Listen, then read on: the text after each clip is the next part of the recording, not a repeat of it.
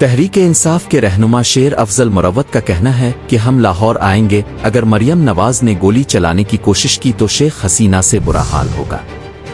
शेर अफजल मुरव्वत ने एक इज्तिमा से खिताब करते हुए कहा कि मरियम बीबी कहती हैं मैं बेरहमी से पेश आऊंगी तो सुनो हम आएंगे, एन लाहौर के वस्त में आएंगे। उन्होंने बात जारी रखते हुए कहा कि तुम्हारी बेरहमी भी देखेंगे, तुम्हारा और तुम्हारे सहूलतकारों का जोर भी देखेंगे। अगर पाकिस्तानियों पर गोलियां चलाने की गलती की तो किस्म से बांग्लादेश से भी तुम्हारा हाल बुरा होगा।